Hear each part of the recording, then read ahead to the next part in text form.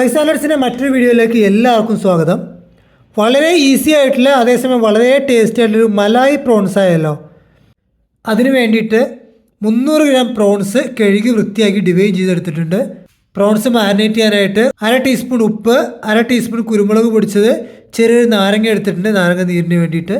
1 table spoon വെളുത്തുള്ളി വളരെ ചെറുതായി ചോപ്പ് ചെയ്തെടുത്തത്, 1 ടീസ്പൂൺ പച്ചമുളക് നല്ലോണം ചോപ്പ് ചെയ്തെടുത്തത്, 1/2 cup milk, 1/4 cup fresh cream, 2 tablespoon butter, 1 teaspoon oil.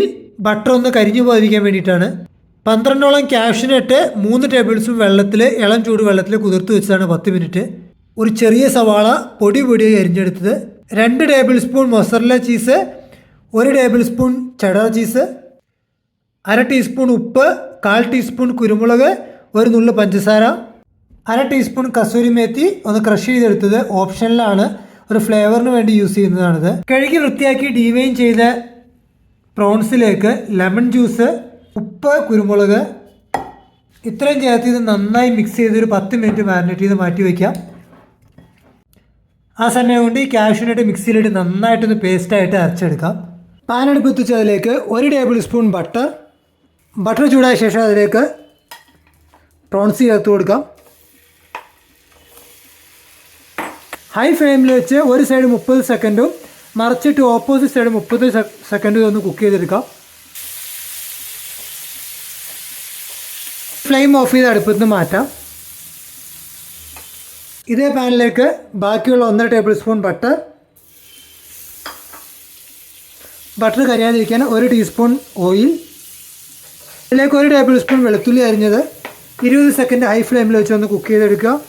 20 സെക്കൻഡിന് ശേഷം അതിലേക്ക് പച്ചമുളക്, ചെറുതായി ചോപ്പ് ചെയ്ത സവാള. ഇനി സവാളയും പച്ചമുളകും നല്ല സോഫ്റ്റ് ആവുന്നവരെ ഒന്ന് കുക്ക് ചെയ്യണം.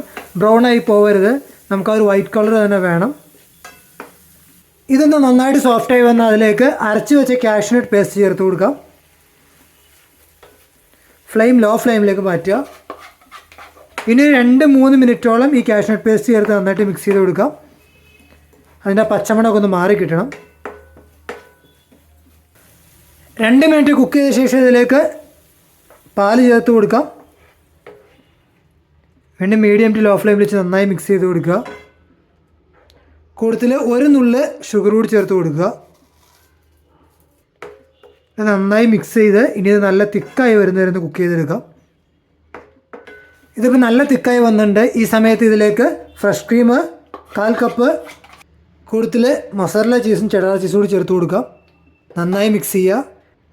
ഇത് തിളയ്ക്കാതെ നന്നായിട്ട് ചൂടാക്കി എല്ലാം ഒന്ന് മിക്സ് ആവുന്നവരെ കുക്ക് ചെയ്തെടുക്കാം. എല്ലാം നന്നായിട്ട് മിക്സായി ചീസെല്ലാം ഒതുക്കി കഴിഞ്ഞാൽ അതിലേക്ക് ഫ്രൈ ചെയ്ത് മാറ്റി വെച്ച് പ്രോൺസ് ചേർത്ത് കൊടുക്കുക. ഇനി ഒരു 30 സെക്കൻഡോളം മീഡിയം ടു ഹൈ ഫ്ലെയിമിൽ വെച്ച് ഈ പ്രോൺസ് നന്നായിട്ടൊന്ന് ഇതിൻ്റെ കൂടെ കോട്ട് ചെയ്തെടുക്കാം. അതിനുശേഷം അതിലേക്ക് കുരുമുളക്, ഉപ്പ് കൂടി ചേർത്ത് കൊടുക്കാം.